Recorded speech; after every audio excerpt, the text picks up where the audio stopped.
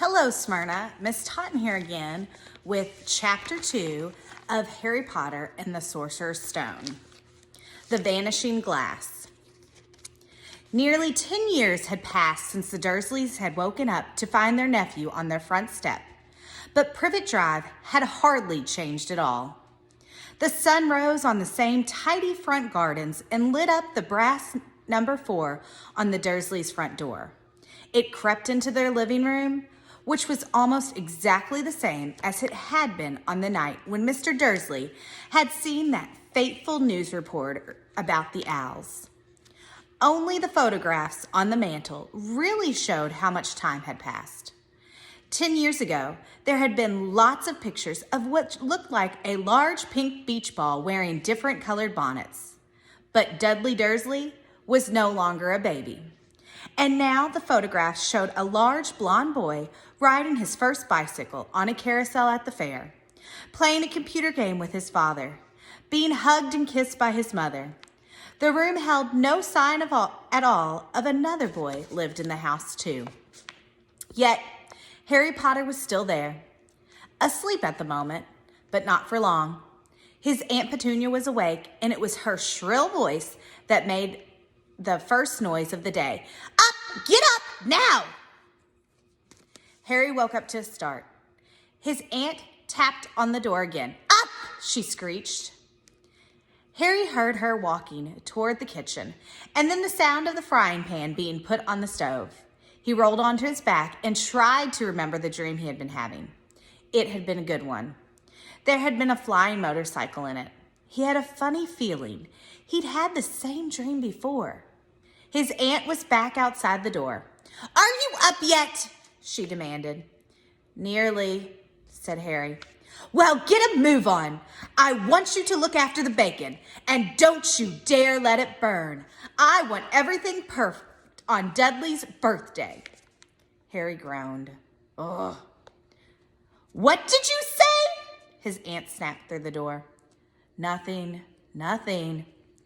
Dudley's birthday. How could he have forgotten? Harry got slowly out of bed and started looking for socks. He found a pair under his bed, and after pulling a spider off one of them, put them on. Harry was used to spiders because the cupboard under the stairs was full of them, and that's where he slept. When he was dressed, he went down the hall in the kitchen. The table was almost hidden beneath all of Dudley's presents. It looked as though Dudley had gotten the new computer he had wanted, not to mention the second television and the racing bike. Exactly why Dudley wanted a racing bike was a mystery to Harry, as Dudley was very fat and hated exercise, unless of course, it involved punching somebody. Dudley's favorite punching bag was Harry, but he couldn't often catch him. Harry didn't look it, but he was very fast. Perhaps it had something to do with living in a dark cupboard, but Harry had always been small and skinny for his age. He looked even smaller and skinnier than he really was, because all he had to do was wear old clothes of Dudley's, and Dudley was about 4 times bigger than he was. Harry had a thin face, knobby knees, black hair, and bright green eyes. He wore round glasses held together with a lot of Scotch tape because of all the times Dudley had punched him on the nose.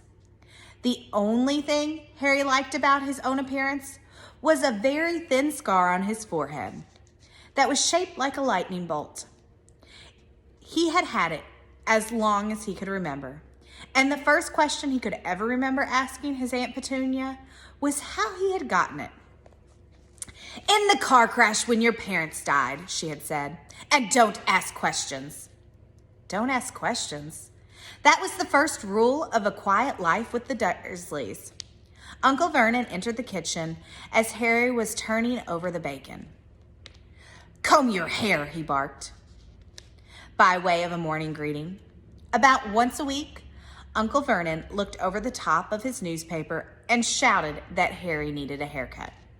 Harry must have had more haircuts than the rest of the boys in his class put together. But it made no difference. His hair simply grew that way, all over the place. Harry was frying eggs by the time Dudley arrived in the kitchen with his mother. Dudley looked a lot like Uncle Vernon. He had a large pink face, not much neck, small, watery blue eyes, and thick blonde hair that lay smoothly on his thick, fat head. Aunt Petunia often said that Dudley looked like a baby angel. Harry often said that Dudley looked like a pig in a wig. Harry put the plates of eggs and bacon on the table, which was difficult as there wasn't much room. Dudley, meanwhile, was counting his presents. His face fell. 36, he said, looking up at his mother and father. That's 2 less than last year. Darling, you haven't counted Auntie Marge's present. See, it's here under this big one from Mommy and Daddy. All right, 37 then, said Dudley, going red in the face. Harry, who could see a huge Dudley tantrum was coming on, began wolfing down his bacon as fast as possible in case Dudley turned the table over. Aunt Petunia obviously sensed danger too, because she said quickly, "And we'll buy you another 2 presents while we're out today. How's that, Popkin?" 2 more presents. Is that all right? Dudley thought for a moment. It looked like hard work. Finally, he slowly said, "So I'll have 39, sweetums," said Aunt Petunia. Oh. Dudley sat down heavily and grabbed the nearest parcel. All right, then. Uncle Vernon chuckled. Little Tyke wants his money's worth, just like his father. Attaboy, Dudley. And he ruffled Dudley's hair.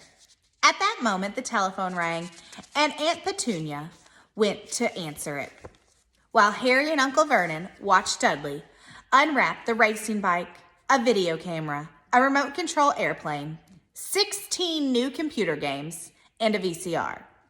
He was ripping the paper off of a gold wristwatch when Aunt Petunia came back from the telephone, looking both angry and worried. Bad news, Vernon, she said. Mrs. Figg's broken her leg. She can't take him. She jerked her head in Harry's direction. Dudley's mouth fell open in horror, but Harry's heart gave a leap. Every year on Dudley's birthday, his parents took him and a friend out for the day, to adventure parks, hamburger restaurants, or the movies. Every year, Harry was left behind with Miss Figg, a mad old lady who lived 2 streets away. Harry hated it there. The whole house smelled of cabbage, and Mrs. Figg made him look at photographs of all the cats she'd ever owned. Now what? Said Aunt Petunia, looking furious at Harry as though he'd planned this. Harry knew he ought to feel sorry that Mrs. Figg had broken her leg, but it wasn't easy when he reminded himself that it would be a whole year before he had to look at Tibbles, Snowy, Mr. Paws, and Tuffy again. We could phone Marge, Uncle Vernon suggested. Don't be silly, Vernon. She hates the boy. The Dursleys often spoke about Harry like this, as though he wasn't there, or rather, as though he was something very nasty and that couldn't understand them, like a slug. What about what's-her-name, your friend, Yvonne? On vacation in Moragia, snapped Aunt Petunia. We could just leave him here, Harry put in hopefully. He'd be able to watch what he wanted on television for a change and maybe even go onto Dudley's computer. Aunt Petunia looked as though she'd swallowed a lemon. And come back and find the house in ruins? She snarled. I won't blow up the house, said Harry, but they weren't listening. I suppose we could take him to the zoo, said Aunt Petunia slowly, and leave him in the car. That car's new. He's not sitting in it alone. Dudley began to cry loudly. In fact, he wasn't really crying. It had been years since he'd really cried. But he knew that if he screwed his face and wailed, his mother would give him anything he wanted. Dinky Dum-Dums, don't cry. Mummy won't let him spoil your special day, she cried, flipping her arms around him. I don't want him to come, Dudley yelled between huge pretend sobs.